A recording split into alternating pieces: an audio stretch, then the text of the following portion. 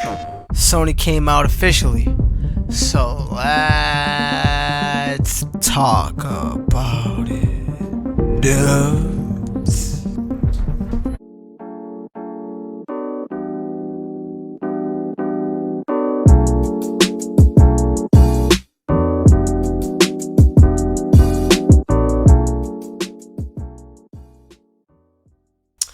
What's going on, everybody? It's your boy Husky Puppy over here at NGI, and today in this video we're talking about what we talked about previously with Sony's answer to Game Pass leaked.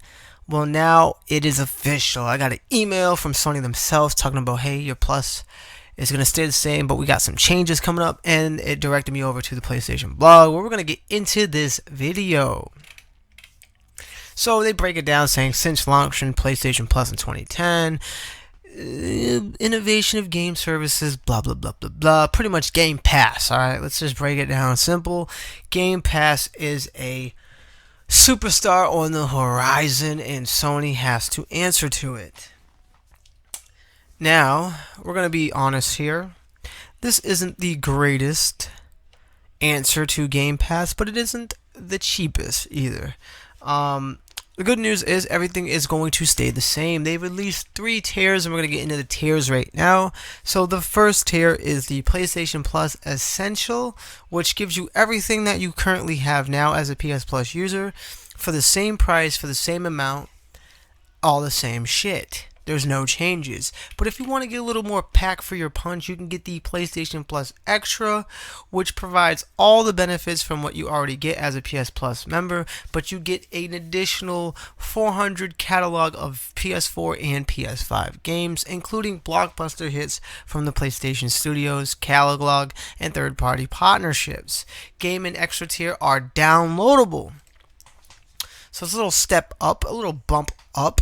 400 extra games in a catalog service similar to Xbox Game Pass.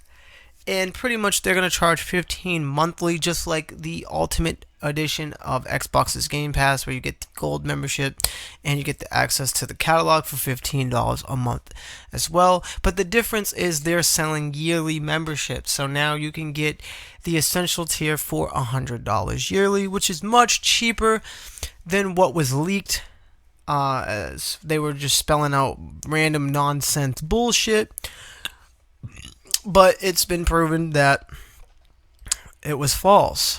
And the last tier is the PlayStation Plus Premium, which pretty much adds everything from Essential and Extra, but you get an additional, on top of the 400 games of the PS4 and PS5, you get an additional 340 games from the PS3 era, PS2, PS1, and PSP. And if that was confusing, PS1, PS2, PS3, and PSP. The difference is, though, the PS3 games will be available via cloud streaming only. Those will not be downloadable. And the PlayStation 1, 2, and PSP games will be available in both, whether it's streaming and downloading. It may vary. Some might be downloading only, some might be streaming only. Some might be both.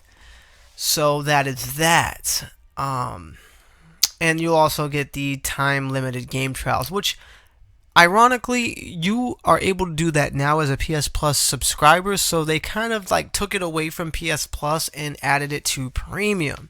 And for the price of $18 a month or $120 a year. And if you have PlayStation Now is going away, but it is getting consumed to PlayStation Plus Essential, Extra, or Premium. So if you have PlayStation Now, like say you had a year sub on PlayStation Now, well, now you're going to have a year, you're going to have whatever your months are left over automatically to PlayStation Plus Premium at no charge. And if you wanted to get into PlayStation Now, well, you're kind of late because Sony kind of eliminated all options and variants to buy unless you want to pay $10 a month, or you might as well just wait. I mean, yeah, you could essentially pay for like 3 months of PlayStation Now, or maybe 4 months, and then when it converts, you'll get like an extra, depending on how long it takes, you might only get like a month or two. So I would just wait for the 120 yearly if you want to go that route. Now, everybody has different opinions on this, and everybody's value is differently.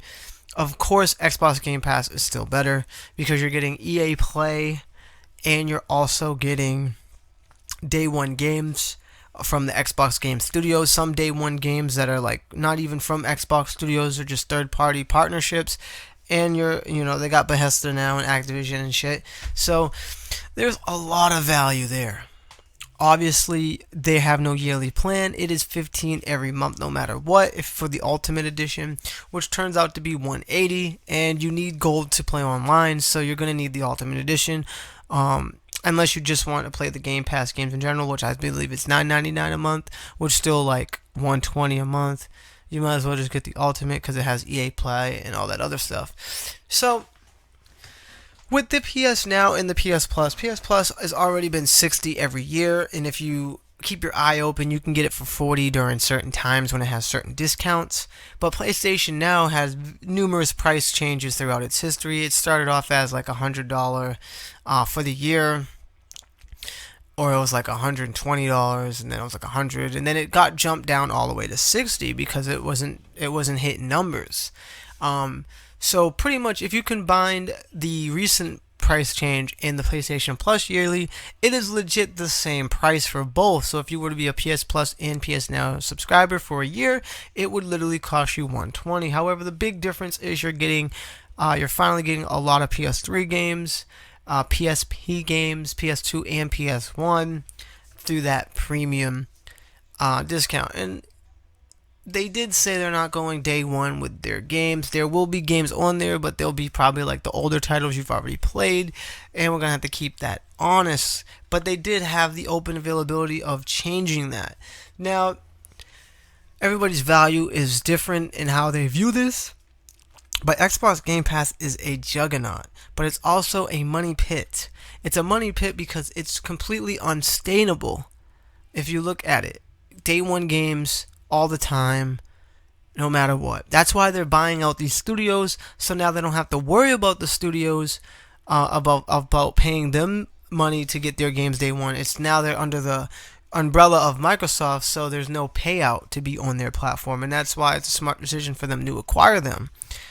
But as you can see, it was becoming unsustainable. Now, we don't know how long it'll be until a price hike. They did throw a jab saying, hey, we love options, but day one games are available at Game Pass. Just to remind everybody that Game Pass has day one games, unlike the Sony's answer. And a lot of people are in a frenzy. People are saying, well, it's the same shit. Oh, it's worse.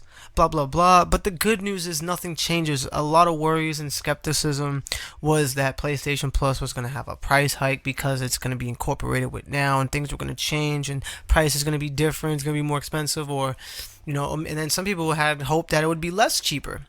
I mean, it would be cheaper, not less cheaper, sorry. Less expensive. It would be cheaper.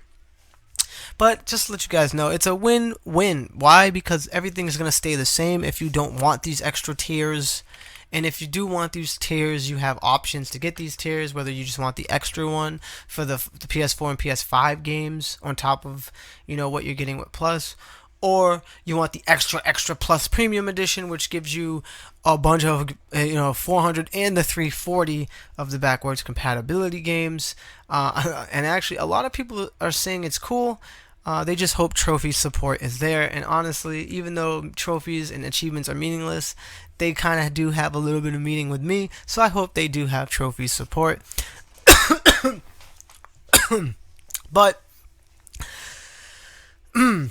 nevertheless, I did say I was going to talk about this in the channel. So this is the updated version of Sony's answer. And like I said, it is not an amazing answer to Game Pass, but it isn't bad either. It's just pretty meh, right? Everything's going to stay the same, or you can dabble in these new tiers and they're not breaking your balls on it. I just have to see how good of the games selection are and stuff like that. But I mean, Game Pass does have tremendous huge value, but I haven't been using my Xbox a lot. I've been too consumed by Lost Ark. So that is it. That's pretty much the video. What I want to talk about on this channel about it. We're gonna have screenshots in the video while I said everything, and that's just my opinions and my thoughts on Sony's answer. Like I said, to wrap it up in a TLDR, it is Not the greatest answer, but it's not a bad one. It's just a decent, average, meh type of move that we just have to see how it plays out. Anyway, guys, make sure you stay up to date with all the latest in gaming tech news and reviews. Smash that like, and as always, subscribe. God bless and peace.